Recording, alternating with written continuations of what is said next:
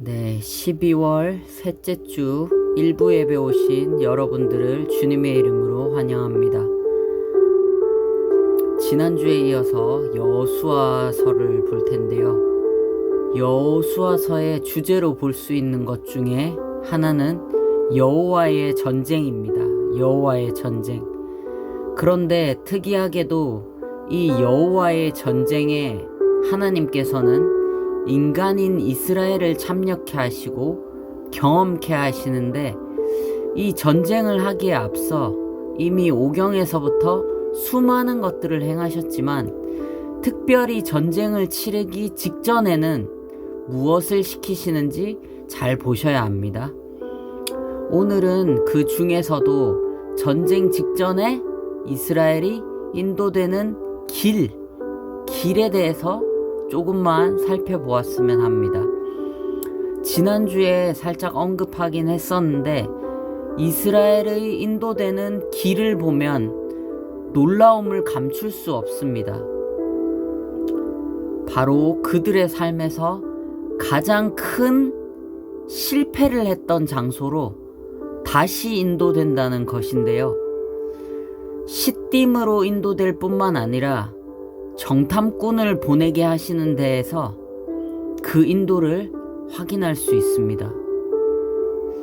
시딤에서 발람의 꾀에 넘어가 2세대가 음행하게 되면서 2만 명 넘게 연병으로 죽죠. 저희도 코로나 시기일 때 코로나 걸릴까봐, 전염될까봐 죽음의 공포에 난리도 아니었죠.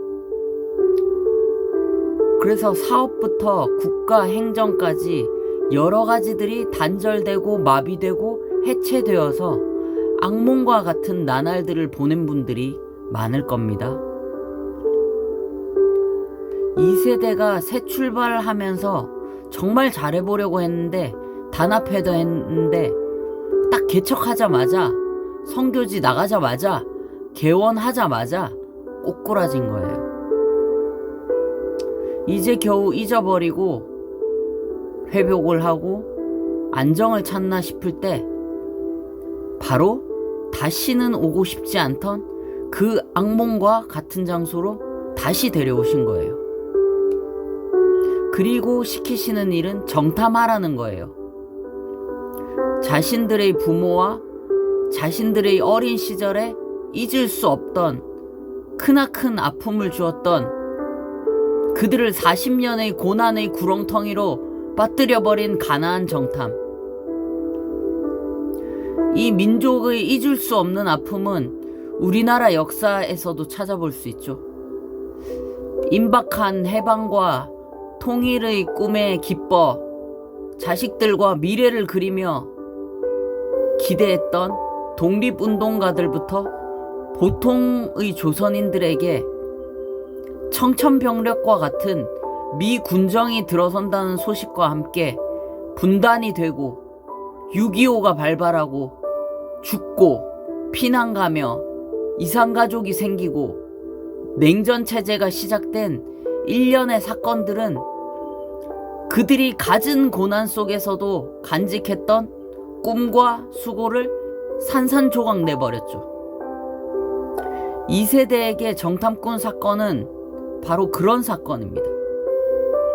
그로 인해 그들의 부모와 함께 꿈꿨던 가나안 땅에서의 삶은 산산이 부서졌어요. 대신 그들의 부모를 안치할 무덤 하나, 비석 하나 못 만들고 광야에 방치하듯이 두고 눈물을 삼키며 도망치듯 행진해야 했습니다. 지금 2세대는 바로 그 장소 앞에, 그 일 앞에, 그 기억 앞에 지금 다시 선 것입니다. 현대인의 관념으로는 지금 하나님의 이 인도가 도무지 이해할 수 없고, 평안을 극도로 추구하는 사람이라면 가혹하게까지도 느껴질 수 있습니다. 아, 하나님, 다른 길로, 트라우마가 없는 길로 할 수 있을 것 같은 용기를 주는 새로운 길로 좀 인도해 주시면 안 되겠습니까?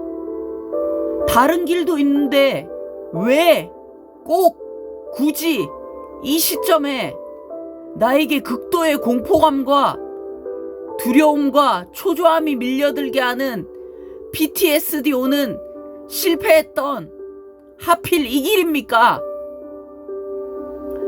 아마 2010년도쯤 넘어서부터인가? 이제 트라우마라는 말이 넘어와서 대중적으로 쓰이기 시작한 것 같은데요. 트라우마는 실제로 우리 삶에 지대한 영향을 끼칩니다. 특별히 가정에서의 학대, 왕따나 학교폭력, 임용고시의 실패, 사업의 실패, 사람에 대한 실망과 배신, 변심으로 끝난 연애, 이혼으로 끝난 결혼, 유산이나 낙태, 가족의 사고사 등의 경우에는 더욱더 그런 것 같아요. 이렇듯 트라우마는 실제로 우리의 평생의 삶에 끔찍한 영향을 끼칩니다.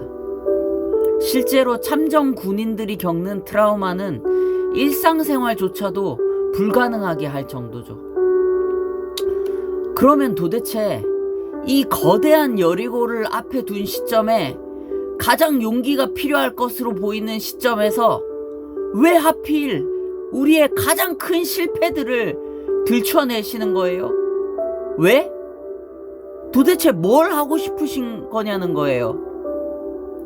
너희들은 못할 거야.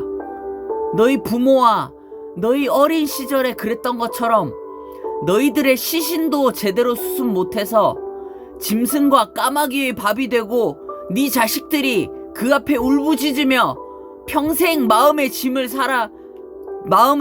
지고 살아가는 모습을 또다시 보게 해주마라는 소름 끼치는 속삭임이 절로 들려오는 환경으로 왜 인도하십니까? 이런 것들이 성경의 한두 군데에만 나온다면 이렇게 저렇게 입맛대로 해석하고 빠져나가고 그냥 넘어갈 수 있을지 모르겠습니다. 그런데 성경에는 특정한 목적을 위해 육체의 가시를 두신 몇몇 케이스를 제외하고는 기본적으로 인간이 장애물과 트라우마를 정면으로 직면하게 하시고 뛰어넘게 하시는 것들이 시대와 기질, 나이, 신분, 국적, 성별에 관계없이 계속 나타나고 있어요. 실패한 자리가 아닌 새로운 자리에서, 새로운 분야에서 그 사람을 세우셔도 되는데 왜 굳이 불편한 기억이나 역사를 마주하게 하시죠? 어느 정도라면 이해할 수 있어요. 어느 정도라면. 그런데 이건 내 삶을 송두리째 뒤흔드는 트라우마라고요.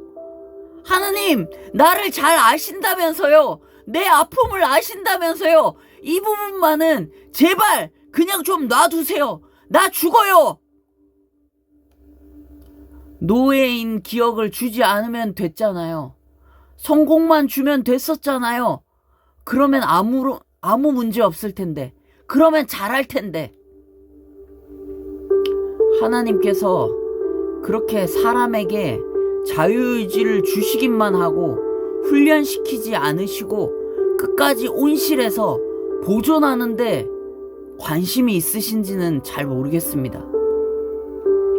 사람들이 좋아하는 안전과 보호, 보존을 담보해주는 것 같은 구절들을 잘 보시면 온실 속에서 밖을 두려워하며 나오기 싫어하는 사람에게 나오지 말 것을 권면하는 그런 말씀들이 아니라 오히려 그 반대 환경에 있는 최전선에 있는 사람들에게 말씀하시는 경우가 많습니다. 그리고 어느 쪽이든 간에 그 보존과 안전을 담보해주는 것 같은 구절의 결론은 그러니까 안전하니까 위험해 보이는 환경 속에서도 담대하게 믿음의 길을 걸으라는 촉구입니다. 하나님께서 유혹이 없는 곳에서 우리에게 정결과 거룩을 요구하셨나요? 그래서 가나안으로 인도하셨나요? 그래서 광야로 인도하셨나요? 그래서 삶이 송두리째 흔들릴 수 있는 생명의 위협을 받는 전쟁 속에서 이스라엘이 살게 하셨나요?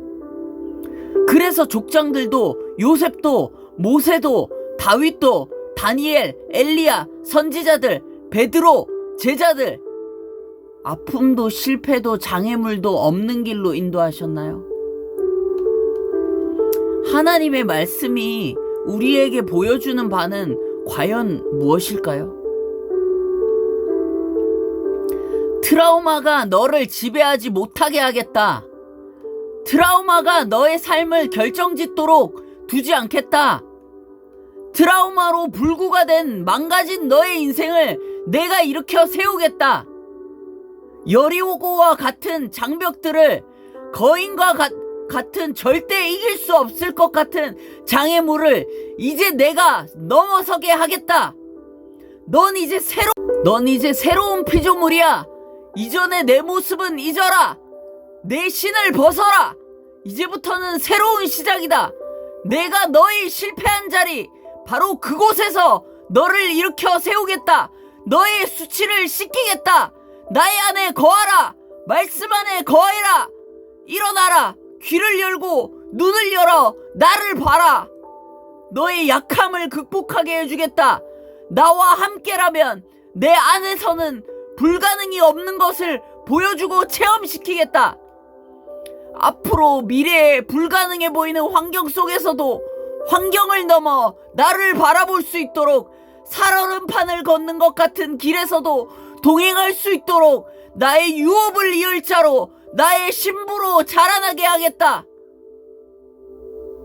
결국 나중에는 바다를 갈라주시지 않습니다. 그리고 어떻게 하시죠? 물 위를 걷게 하십니다. 훌륭한 인물이나 이스라엘의 성공을 기록한 의도는, 야, 쟤는 되지만 너는 안 돼. 저 격차 보이지? 종자 자체가 다르니 네 주제를 알고 그냥 일찌감치 포기해. 이런 걸 말하려는 게 아닙니다. 실패한 인물과 이스라엘의 실패는, 야, 인간은 어쩔 수 없어. 내가 이해해 줄게. 잘못해도 돼. 인간은 가망 없으니 예수님께서 다 하실 거니 우린 거들 게 없으니 멀리서 구경이나 하면서 즐기면서 박수나 쳐. 라는 걸 말하려고 기록해 놓은 게 아닙니다. 이런 실수를 하지 말라고 세세토록 경고가 되도록 아주 꼼꼼하게 기록해 놓은 거죠.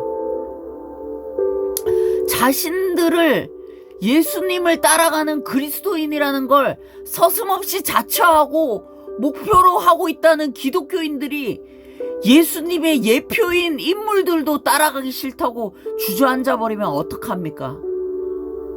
그리스도 중심적 성경이 읽는데 방해된다고, 하나님의 영광을 가린다고, 인간을 높인다는 명목으로 모델로 두신 인물들도 치워버리면 어떻게 합니까? 우리는 옆에서 박수치는 관객으로 부름받지 않았어요. 예수님께서 우리에게 당부하시며 맡기시고 승천하시고 성령님을 보내시고 말씀을 보내신 것들을 기억해야만 합니다. 이스라엘이 이방 민족과 친척 민족들에게서 분명한 증거들을 보면서도 하나님 앞에서는 매우 교만했으나 거인족 앞에서는 메뚜기 정체성으로 살아갔던 것들을 기억하십시오. 발전된 학문을 기반으로 세상과 미디어에서 가르치는 대로 해서 내면을 건강하게 해서 잘 되는 나, 더 성숙한 내가 되고 성장이 있을 거라고 착각하시면 곤란합니다. 당신이 하나님의 자녀라면 하나님의 방법을 보시고 믿고 따르셔야 됩니다. 그리고 그렇게 경험하고 증거하셔야 하나님이 나타납니다. 당신은 세상을 그리스도의 문화로 정복하기 위해 여호와의 군대로 그리스도의 대사, 편지, 향기로 부르심을 받았지 세상의 나팔수로 부르심을 받은 게 아닙니다.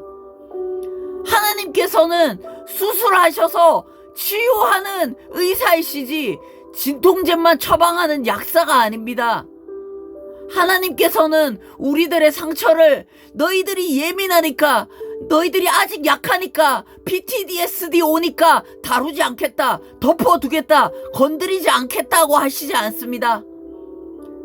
내가 너를 만지겠다, 너를 치유하겠다, 죄를 씻기겠다, 나음을 얻게 하겠다, 너를 올가매던 사슬에서 너가 8년 동안, 12년 동안, 38년 동안 알았던, 고칠 수 없었던 질병에서 70년의 바벨론 포로, 80년이 넘는 애굽의 종살이에서 도저히 벗어날 수 없고 도저히 대항할 수 없을 거라 여겼던 파라오의 권세에서 내가 지금 너희들을 나오게 하겠다, 내 말에 귀를 기울여라, 내 말을 믿어라, 해방시키겠다, 자유케 하겠다고 말씀하십니다. 하나님의 목표는 세상의 방식으로 세상 백성을 만드는 것이 아닙니다. 애굽의 문화와 바벨론의 풍습을 좇는 육신적 혈통의 기독교인들을 만드는 것이 아닙니다.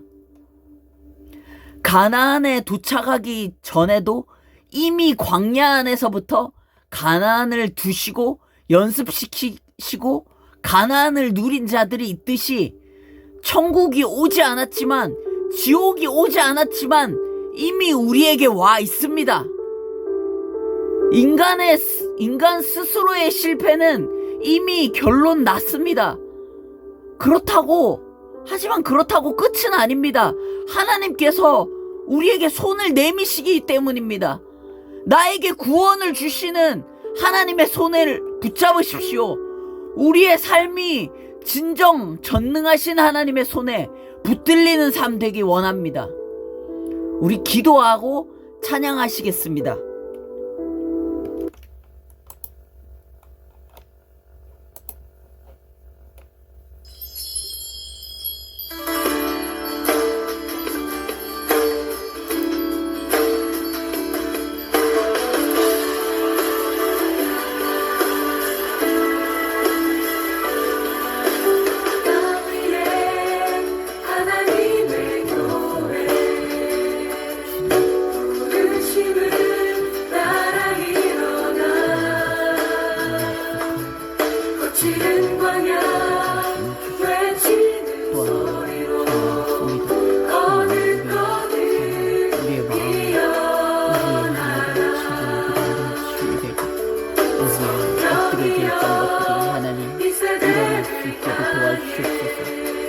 일으켜주시옵소서. 우리의 삶이 하나님 새롭게 시작하게 하시옵소서. 우리가 넘어설 수 없을 거라 여겼고, 우리가 하나님 절대 치유받지 못할 거라 여겼고, 하나님 그런 부분들을 하나님 찾아주시고 만져주시고 하나님 만져주시옵소서. 주님 하나님 아버지, 새 인생 하나님을 바라봅니다. 더 이상 나의 약함을, 나의 못함을 하나님 바라보지 않겠습니다. 전능하신 하나님 앞에 나의 하나님 내 삶을 맡기겠습니다. 내 삶을 던지겠습니다. 주님 아버지, 나를 붙들어 주시옵소서. 나를 이끌어 가주시옵소서. 하나님 계신 성령 하나님, 주님 역사하여 주시옵소서. 성령 하나님, 우리를 이끌어 주시옵소서. 성령 하나님, 우리를 붙잡고 있던 하나님 큰 생각들과 이런 잘못된 것들이 하나님의 시간에 깨어지게 하여 주시옵소서. 성령 하나님, 예배 가운데 주님 말씀하여 주시옵소서. 이런 생각들을 하나님 퍼뜨려 주시고 담대하게 하여 주시옵소서. 우리가 하나님 말씀 붙잡고 하나님 모든 것들을 이기며 걷는다고 하였습니다. 주님 당신의 말씀을 붙잡고 건널 수 있도록 하나님 붙들어 주시옵소서. 성경에서 일어났던 하나님 모든 사건들이 주님 오늘날 나에게 임하는 은혜가 역사가 있도록 하나님 이끌어 주시옵소서. 주님 하나님 도와주시옵소서.